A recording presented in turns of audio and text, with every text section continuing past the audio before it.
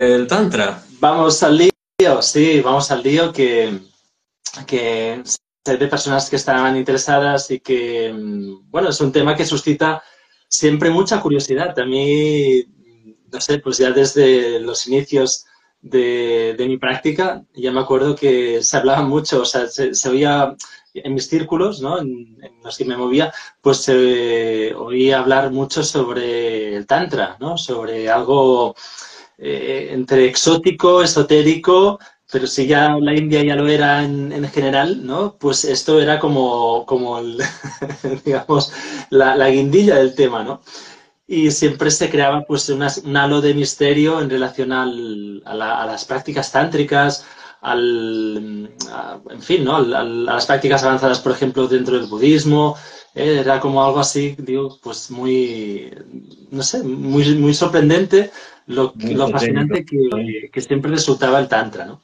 Hablar de tantra, ¿no? E incluso yo creo que hoy día pues sigue siendo así, sigue siendo como nombras la palabra tantra, ¿no? Y ya nos vienen como unas asociaciones muy, muy automáticas y sobre todo en relación pues a sistema de chakras o sistema de energías, pero también fácilmente se relaciona con la cuestión sexual, con la energía sexual, con la kundalini, ¿no? Entonces es como que se activan una serie de automatismos y cuando uno se pone a estudiar con un poco más de detalle, se da cuenta de que el Tantra, bueno, es muy amplio y yo creo que era interesante e importante hacer este directo. Sí, en realidad yo te diría que el 80% o quizás más del hinduismo es tántrico. Mm, mm, O sea, podemos dividir entre lo que es védico o vaidika y tántrica o tántrico. Eh, lo védico en realidad estaba más orientado, prescrito para otras eras. En el Kali Yuga, las prácticas en general del hinduismo son más tántricas. mm, Hay dos tipos de tantra, o sea, el tantra que se conoce en Occidente, que se relaciona con el aspecto sexual especialmente, se llama Vama Tantra, que quiere decir el tantra de la mano izquierda. Y tiene que ver con un tantra que rompe con los cánones sociales, ortodoxos, y que lo que busca es, en un sentido interno, romper un poco las estructuras y los condicionamientos sociales para las estructuras, también las estructuras intelectuales, mentales, para alcanzar una experiencia intuitiva, espiritual intuitiva, una revelación interna. mm. Eh, y bueno, eso lo realiza a través de distintas prácticas. Después tenemos el Tantra de la mano derecha o el Dakshina Tantra, que es más ortodoxo, ¿no? Por un lado, el Tantra de la mano izquierda va a hacer estas prácticas, como por ejemplo el intercambio energético sexual entre un hombre y una mujer, de una forma yógica, ¿no? Porque la idea es que voy a rebobinar un poquito, ir a la base del Tantra. ¿Qué es el Tantra? Eh, se fundamenta en dos principios: la energía masculina, la energía femenina, ¿no? La energía Shiva Shakti y que se manifiesta en muchas imágenes: Radha Krishna, Vishnu Lakshmi. O sea, básicamente es que la verdad tiene dos aspectos. Es una, el Tantra en general se ha fundamentado en el Vedanta, entonces la verdad es una, pero tiene dos aspectos: un aspecto masculino y un aspecto femenino. Entonces, ¿cómo se consigue unificar y equilibrar esos dos aspectos? Es donde se diferencia este Tantra de la mano izquierda y el Tantra de la mano derecha. Claro. Lo que se busca, por ejemplo, en el Tantra de la mano izquierda, a través de las prácticas sexuales, hay un ritual que se llama Panchamakara, que son los 5 M's, en las cuales el practicante, el yogi, consume distintas sustancias que son no aceptadas por la sociedad ortodoxa o por los principios védicos, que son mamsa, carne, mada, el alcohol, matsya, el pescado, mudra o los granos tostados, granos muy energéticos, que tienen como finalidad aumentar la energía, especialmente del hombre. Y finalmente, para conducir, para estimular maituna, que es la relación sexual. Porque se considera que la energía está en el lado femenino, la Shakti. Entonces, a través de esa relación sexual, el hombre debe contener su semen y tratar de tomar la energía de la mujer, no perder esa energía en la forma de la eyaculación. Entonces, el Tantra se basa en eso. Incluso ha influenciado también al taoísmo alquímico, el taoísmo esotérico, ha tomado estas prácticas de contener la energía sexual para reciclarla o fortalecer la parte interna, la energía interna. En el Tantra de la mano derecha se ha considerado que esta práctica de este intercambio entre la energía masculina y femenina se puede hacer internamente, que no hace falta que haya una unión sexual. Y eso se desarrolló especialmente en la tradición Nata, la tradición de los Nata Yogis, que fueron quienes desarrollaron lo que nosotros conocemos hoy en día como Hatha Yoga. El Hatha Yoga se fundamenta en esta visión dual de Ha y Ta, sol y luna, ¿no? Energía positiva y negativa. Exacto. Porque en nuestro cuerpo tenemos estas dos polaridades y que se van alternando continuamente, se van alternando cada 2 horas, cambia, una se vuelve más fuerte, a las 2 horas se vuelve más fuerte la otra. Entonces lo que busca el Hatha Yoga es equilibrar, alcanzar un equilibrio perfecto para armonizar y en última instancia unir estas dos polaridades en los niveles superiores del cuerpo y de la conciencia. Y de esa manera alcanzar la iluminación. Entonces, todas las prácticas que se dan, por ejemplo, en el Hatha Yoga, el pranayama, los asanas, los mantras, los mudras, todas las, especialmente los mudras son las prácticas más, no los mudras, los gestos con las manos, sino los mudras en el Hatha Yoga es una práctica mucho más compleja, en la que se combinan diferentes pranayamas, diferentes asanas, para canalizar, sí, para canalizar, no, por ejemplo, Kechani Mudra consiste en llevar la lengua hacia atrás, pero no hacia atrás del paladar, sino hacia atrás hasta la glándula pineal. O sea, es una técnica muy compleja que a veces, si uno no conoce mucho y se describe, da un poco de temor. Bueno, hay que cortarse el frenillo, bueno, alargarse la lengua. Es una práctica bastante ascética, tipo fakir, ¿no?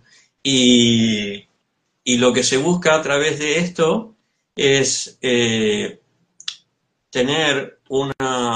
poder llevar, ¿no?, a través de la manipulación de la energía con todas estas prácticas, poder despertar Kundalini y llevar esa energía por el canal central de Sushumna. A lo largo de nuestra columna, nosotros tenemos, en todo nuestro cuerpo tenemos nadis, que son canales de energía. Pero el canal más importante es el canal que pasa por la columna, ¿ok? No es algo físico, no está en una plataforma energética, en una dimensión más abstracta, no es que se puede identificar con la médula espinal, por ejemplo, o con los ganglios espinales. O sea, se ha tratado muchas veces de hacer esto, pero no es así, es más sutil. Entonces, está ese canal que es el más importante, que es por donde idealmente, cuando se despierta Kundalini, se trata de llevar la energía. Pero a lo largo a los lados de este canal, hay dos canales que se van entrelazando, que representan eso, o que están formados por esa energía solar y lunar. Entonces, todas las prácticas de yamas, niyamas, o sea, las prácticas de purificación, todos los kriyas que se dan, por ejemplo, en el Gheranda Sanghita, en los textos tradicionales del Hatha Yoga, son para, por un lado, purificar el cuerpo, que los canales estén bien limpios y que la energía pueda fluir libremente, y por otro lado también para fortalecer la mente, de manera que no, porque la energía va donde va la mente, entonces, de manera que la energía no se desvíe, porque si la energía, en vez de entrar en el canal, supongamos que yo despierto Kundalini, pero si yo no tengo la suficiente capacidad para dirigir la energía por Sushumna y la energía entra por cualquiera de los otros dos canales, se produce un desequilibrio no solo energético, un desequilibrio mental, o sea, puede producir un estado de depresión o de excitación extremo, o sea, una fluctuación, una bipolaridad muy una neurosis. Sí. Sí. Por ejemplo, Swami Shivananda decía que es despertar Kundalini sin tener la capacidad para dirigirla correctamente, es como darle a un niño una manguera de bombero, ¿no? Con toda la potencia y soltar todo el agua. Con toda la potencia que esa tiene, uno tiene que tener la fuerza para poder dirigir el chorro, ¿no? Un niño empieza a volar para un lado y para otro. Bueno, él hacía esa comparación para dar a entender lo complicado, lo delicado que es esta práctica. Y por el otro lado, o sea, las prácticas en el Vama Tantra, las prácticas sexuales también son muy difíciles, muy complicadas, porque si uno no tiene la fuerza suficiente para contener y pierde esa energía, bueno, en ciertos círculos, en ciertas tradiciones, el maestro podía castigar al discípulo si veía que perdía semen, podía castigarlo severamente. Entonces, es algo muy, muy amplio, ¿no? Y esto es, digamos, más fuerte, está más establecido en la tradición Shakta, ¿no? En el budismo tenemos fundamentalmente tres religiones distintas, que son el Vaishnavismo, ¿no? Que se adora a Vishnu, tenemos el Shaktismo, que se adora a la Shakti o la energía femenina, y a Shiva, ¿no? El Shaivismo, que se adora a Shiva. Y cada una tiene su práctica y su interpretación del Tantra. Claro. ¿No? Esto que yo estaba describiendo tiene más influencia Shakta, pero ¿no? en el Hatha Yoga, los Natha Yogis podían pertenecer a cualquiera de las tres tradiciones, ¿no? Por ejemplo, el Gheranda, que hizo el Gheranda Sanghita, era un Vaishnava, ¿no? Él ofrece su homenaje, su adoración al señor Ramachandra, que es un avatar de Vishnu. El Hatha Yoga Pradipika de Swatmarama, Swatmarama era un Shaiva, y así, ¿no? Entonces, el Tantra está prácticamente casi todo el hinduismo de diferentes formas. Lo que pasa que en Occidente se dice Tantra y la mente enseguida asocia con las prácticas sexuales, no digo eróticas porque eso tiene más que ver con el Kama Sutra, pero sí las prácticas sexuales. Sí. Bueno, en relación a esto, bueno, la introducción que has hecho yo creo que es ya muy, muy clara y muy brillante, ¿no? Y y como muy bien decías, pues la asociación que hacemos rápidamente aquí es esto, pues relacionamos Tantra con toda una serie de prácticas o de cuestiones en relación a la sexualidad, pero como muy bien has expuesto, pues podríamos incluso decir que tiene muy poca relación, ¿no? Porque, como muy bien dice un aforismo tántrico, ¿no? Dice, el mismo suelo que te hace caer es el mismo suelo que te hace levantar. Y esto ya, yo creo que ya indica muy bien, de forma muy resumida, pues cuál es el principio del Tantra, que como muy bien has dicho, esto era importante también recordar, ¿no? O tener presente, que es la práctica que se recomienda justamente en el Kali Yuga. Y esto me parece interesante porque justamente el Tantra intenta no, digamos, no prejuzgar o no tener, digamos, una relación respecto al mundo o respecto al cuerpo o respecto a Dios de tipo moral, de tipo en el que pues si haces el bien o haces el mal, etcétera, sino que lo que justamente intenta es integrar esas polaridades de las que has hablado para poder finalmente pues unificarlas y llevarnos al estado de Brahman, ¿no? Para decirlo así. Entonces yo creo que es algo importante tener como esto muy presente y luego también respecto pues a la Kundalini o respecto a la retención del semen, es algo importante también decir que se le da mucho énfasis a ollas, es decir, al fuego o a la energía brillante que de alguna forma se dice, ¿no? Que se debe hacer ascender hasta el cerebro hasta el cráneo para que se vuelva un cráneo brillante, ¿no? Esto también me parece interesante. Sí, sí, en el Hatha Yoga se ha profundizado, se ha investigado y se ha profundizado mucho en estos aspectos sutiles, ¿no? Cómo ingresa el prana, cómo se va transformando, ¿no? Los cinco pranas, prana, pana, samana, vyana, udana, las funciones de cada uno, cómo funciona dentro del cuerpo, cómo fortalecer o incentivar a aquellos que están, las partes que están más débiles, ¿no? Para alcanzar un fluir de esa energía a lo largo de todos los nadis. Pero eso es una práctica eh, particular de los, por ejemplo, de los Nata Yogis, ¿no? Pero el Tantra también está en otras formas, porque así como decíamos que es la base del Tantra, es esa dualidad masculino, femenino, Krishna, Radha Krishna, Lakshmi, Vishnu, Shiva, Shakti, etc. La energía material forma parte de esa energía femenina,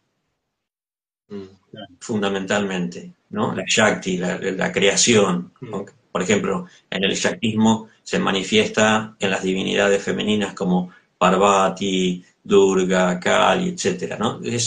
Son manifestaciones, o la energía material son manifestaciones de esa energía femenina. Entonces, muchas de las prácticas tántricas más ortodoxas se basan en utilizar la energía material, todos los elementos materiales, en esa evolución, en ese desarrollo. En el Hatha Yoga se usa el cuerpo. En el Vama Tantra se usa la relación entre hombre y mujer. En las tradiciones más ortodoxas, por ejemplo, se utiliza todo lo que es la adoración de imágenes y deidades, los yantras, todos los enseres que se utilizan para la adoración en el altar, en la adoración. La adoración que se sigue, por ejemplo, en nuestra tradición, en el templo, el estándar de ritualístico, litúrgico, que nosotros seguimos, es un estándar, es un ritual tántrico, ¿no? En otras tradiciones Vaishnavas se mezcla, por ejemplo, en el Sri Vaishnavismo, que es más predominante en el sur de la India, la tradición que se desarrolló a partir de Ramanujacharya. Hay una corriente que sigue los rituales védicos y otra corriente que sigue rituales tántricos. Y hay muchas escrituras que explican como la filosofía, los conceptos básicos o fundamentales del tantrismo y explican los rituales, ¿no? Estos se llaman en forma genérica tantras, ¿no? Y se identifican como ágamas y en el Vaishnavismo se llaman pancharatras. ¿No? Pancharatra, porque pancharatra significa las 5 noches. Una de las historias que se relatan en los Puranas es que cuando Brahma recibió el conocimiento védico, después de un tiempo se lo robaron. Dos asuras le robaron el conocimiento védico. Entonces Vishnu, en la forma de uno de los avatares, Hansa Avatar, nuevamente le reveló el conocimiento védico en 5 noches. Esos son los pancharatras. Qué bueno. Entonces, por ejemplo, el Narada Pancharatra es un texto fundamental del Bhakti, de la devoción. Entonces, el amor, la devoción, es un principio tántrico, porque la devoción está manifiesta, sí, porque la devoción está manifiesta en la energía femenina. Claro. Por ejemplo, en mi tradición, Radharani, nosotros somos krishnaitas, ¿no? Somos vaishnavas, pero digamos, para diferenciarnos muchas veces nos llaman así, krishnaitas. Radharani es la energía femenina, la representación del amor, del bhakti, se llama Hladini Shakti, ¿no? En nuestra tradición hay el Señor se manifiesta 3 tipos de Shaktis, ¿no? Y la más importante es Hladini, Sandhini, Sambit y Hladini, que es la energía que facilita o que es la base de la conciencia, la energía que es la base de la existencia, ¿no? De la eternidad de la existencia, y la energía que es la base de la felicidad, del amor, de la bienaventuranza, del éxtasis. Radharani es Hladini Shakti. Y cuando nosotros decimos, por ejemplo, Hare Krishna, Hare es Radharani, es Hladini Shakti. Entonces, a través de esta, no decimos Hare Krishna, estamos hablando de la energía femenina, la energía masculina, en el absoluto, ¿no? Que son uno. Qué bueno. Por ejemplo, el Chaitanya Charitamrita, en el comienzo, Krishnadas Kaviraj, el Chaitanya Charitamrita es la literatura, la biografía más importante de Chaitanya Mahaprabhu, el fundador de nuestra tradición. Y ahí, en el comienzo, Krishnadas Kaviraj dice: la verdad absoluta se ha dividido en 2, Krishna y Radha. Wow. Entonces, cuando nosotros cantamos, adoramos, meditamos, repetimos el mantra, es una práctica tántrica. Porque estamos... Sí. Sí, si me permites, claro, bueno, me asaltan muchas cuestiones, así, preguntas y temas que me gustaría tratar, no estirando del hilo de cada uno. Pero bueno, hay algo que sí que me gustaría señalar como más en genérico, que es la cuestión de que uno cuando se aproxima, por ejemplo, a la tradición de Srila Prabhupada o de Chaitanya, es decir, pues la Krishnadita, a la que perteneces, cuando uno se aproxima, la noción que uno tiene de esta tradición es que es, digamos, por un lado, que es monista, es decir, monista en un sentido de la deidad, ¿no? Que todo pues desemboca hacia un uno, digamos. Esto es algo que en los directos anteriores, por ejemplo, fue algo para mí muy revelador, ¿no? Que uno piensa, pues, esto, ¿no? Pues todo tiende hacia el uno y ese uno es indiferenciado, ¿no? Cuando justamente, pues, el Veda Aveda de Sri Chaitanya, pues es justamente, digamos, incluso me atrevería a decir como lo contrario, o si más no, hay una diferenciación importante entre lo absoluto y digamos, para decirlo rápido, el mundo. Esto por un lado. Y por... una vez me pasó, te cuento algo en relación con esto, una anécdota que me pasó en la universidad. Estábamos leyendo con un profesor un texto que hablaba acerca del Vedanta y me pregunta qué opinaba. Entonces yo le dije, sí, está muy bien, pero solamente se ocupa del Advaita y qué pasa con todo lo demás. Las otras tradiciones, la tradición de Madhva, de Ramanuja, de Chaitanya, que son duales. Entonces, el texto había sido escrito por Ismael Quiles, el padre Ismael Quiles, que era el fundador de la universidad donde yo estudié, un sacerdote español. Y el profesor era Bernardo Nante, que es un experto en Latinoamérica en Jung. ¿Fue tu profesor Bernardo Nante, Sí. en serio? ¿Ah, sí? Sí, fue profesor mío de religiones comparadas y de mitología. Wow. Entonces, él me dice, sí, lo que sucede es que Quiles pensaba que detrás de esa dualidad que se presenta en Madhva, en Ramanuja, había un monismo.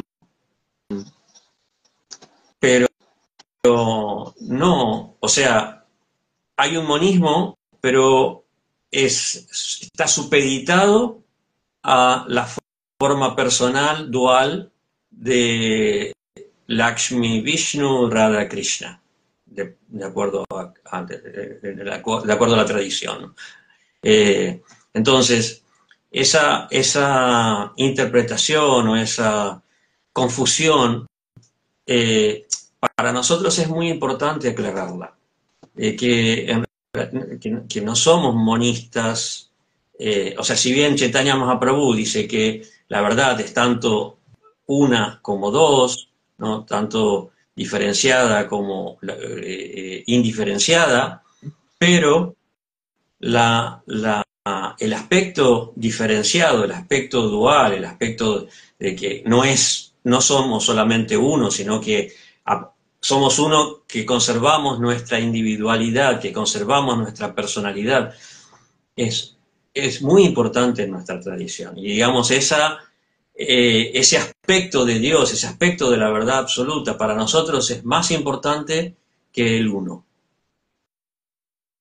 Por eso te interrumpí porque quería aclarar esto. Sí. La luz. Vale, y súper interesante esto. Y por otro lado, uno también cuando se aproxima pues, a ISKCON, a la tradición krishnaíta a la que perteneces, uno también se lleva la idea o la noción de que esta tradición es justamente muy conservadora, por un lado, o sea, muy conservadora en el sentido pues, de que sigue una parampara o una sampradaya pues, como muy ortodoxa, ¿no? Y por otro lado también se lleva la impresión o da cierta impresión como que como si fuera, pues, para decirlo así, como que dentro de la tradición hindú fueran los que, o fuera la tradición que salvaguarda digamos, la ortodoxia, ¿no? De una forma, pues, incluso uno puede pensar como, visto desde aquí, con cierta rigidez o cierto estatismo, ¿no? Que a esto también me gustaría añadir algo que es el hecho de que, bueno, nosotros como occidentes, claro, estamos muy acostumbrados a tener una noción de Dios monoteísta, por un lado, o monista, y por lo tanto fácilmente pues asociamos o vamos a buscar, digamos, esta correspondencia en la tradición hindú, ya sea a través del Vedanta Advaita más monista, o ya sea, y esta es, digamos, el desconocimiento, por esto lo traigo, Sí. ya sea también en la aproximación, por ejemplo, de los Hare Krishna, como habitualmente se dice, ¿no? Que uno se aproxima yendo a buscar pues también este monismo. Pero me estás diciendo que no. Sí.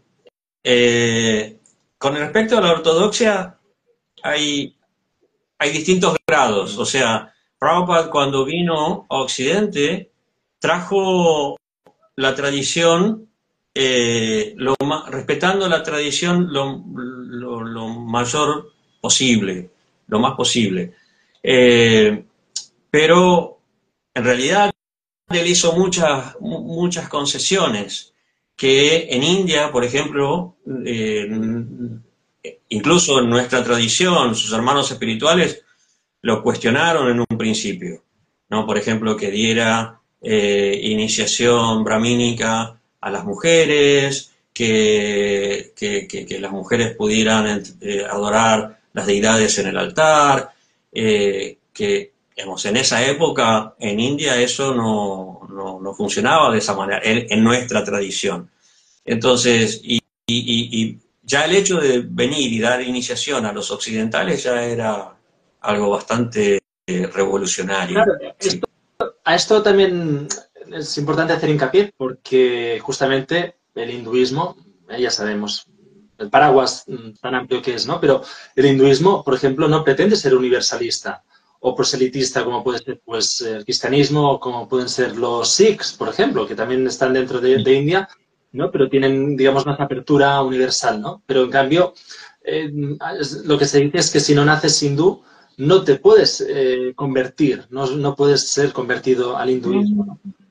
Eso es una confusión en Occidente. No es tan así. Eh, primero, por empezar, que el hinduismo en realidad es algo nuevo y lo que no hay, por ejemplo, son rituales de iniciación para volverte un hindú. No hay nada, porque no era algo que se considerara. Sí hay limitaciones en cuanto a que, por ejemplo, no puedes, para muchas tradiciones o muchas corrientes, no puedes ser un brahmana si no has nacido en familia de brahmanas y has sido engendrado ya con ese objetivo, pasando por todos los rituales, todos los samskaras, y desde el comienzo de tu vida no has sido entrenado y preparado. Entonces no puede, eso sí, en ese sentido hay mucha más rigidez, pero y Prabhupada rompió con eso, o sea, porque también su maestro espiritual había sido, bueno, en realidad a lo largo de nuestra tradición, desde Chaitanya Mahaprabhu, se ha aceptado a tanto hombres como mujeres y de cualquier nivel social. En nuestra tradición ha habido muchas gurus mujeres, pero claro, la sociedad india tiende a esa ortodoxia, a esa rigidez, incluso dentro de una tradición en la que ha sido históricamente, ha habido mucha liberalidad. Entonces, cuando Prabhupada vino a Occidente, eh, la, la, es- eh, ese cerramiento, esa ortodoxia hindú pesaba mucho y él fue visto como un revolucionario. Claro, Claro. después cuando vieron la seriedad de los devotos occidentales y cómo se comprometían y cómo se aplicaban y las prácticas, el sadhana, la seriedad que había en la adoración, en los principios, se lo valoraron y apreciaron, e incluso siguieron el ejemplo de Prabhupada también predicando en Occidente. Wow. Pero hay otras tradiciones que son todavía más estrictas, ¿no? En cuanto a mantener la ortodoxia, por ejemplo, especialmente en relación con los rituales. Yo te mencionaba antes el Sri Vaishnavismo, que tiene rituales védicos y ellos mantienen una liturgia mucho más rigurosa, mucho más compleja que la que nosotros hacemos. O sea, yo no puedo ni soñar de hacer una adoración en un altar como lo hacen ellos, porque, bueno, se preparan durante años y años y años, ¿no? Entonces, Prabhupada enfatizó más la prédica, la difusión, la distribución de la filosofía, del canto, del kirtan, que la adoración en sí. Claro, porque aquí estamos en el Kali Yuga y por lo tanto el énfasis se pone en el Sankirtan, en el Maha Mantra, ¿no? Este sería, sí, digamos, en el Kali Yuga, como bien sabemos, pues es una época así rápidamente de oscuridad, tiene muchos más matices, pero bueno, no se diría que lo que salva o lo que ayuda, digamos, a trascender este Kali Yuga sería el Sankirtan, con lo cual tiene sentido también que Prabhupada hiciera, digamos, difusión del krishnaísmo de forma pues tan abierta, ¿no? Sí, exactamente. Sí, él recorrió muchísimos lugares y nunca hizo diferencia ni de país, ni de género, ni de etnia, de nada. Todo el mundo podía ocupar. Por ejemplo, hay un verso, no recuerdo en qué Purana, Kiva Vipra Kivanya Shishudra Kerenaya y Krishna Tatvavita Sei Guruvaya. Dice que ya seas un erudito, un vipra, o alguien un escolástico, ¿no? Ya seas un obrero, un trabajador, o seas un sannyasi, un renunciante de la clase más elevada, no importa. Si tú tienes conocimiento de Krishna, puedes ser un guru. Y ahí Krishna Tatvavita, ¿no? La verdad de Krishna, Sei Guruvaya, puede ser un guru. Entonces, porque los discípulos del Señor Chaitanya, discípulos de los discípulos del Señor Chaitanya eran de todas las clases. Y la mayoría de acharyas como Ramanuja, como Madhva, Radhakrishna, muchos personalidades lucharon en contra de esa rigidez, ese concepto de las castas, que en realidad es una deformación del concepto de varnas, ¿no? Las castas tienen que ver con el nacimiento y los varnas tienen que ver con las cualidades de la persona. Entonces, no, por ejemplo, Chaitanya Mahaprabhu nombró como el acharya del kirtan, como el acharya del santo nombre, a un musulmán, a Haridas Thakur. Sí. ¿A quién has dicho, perdona? Haridas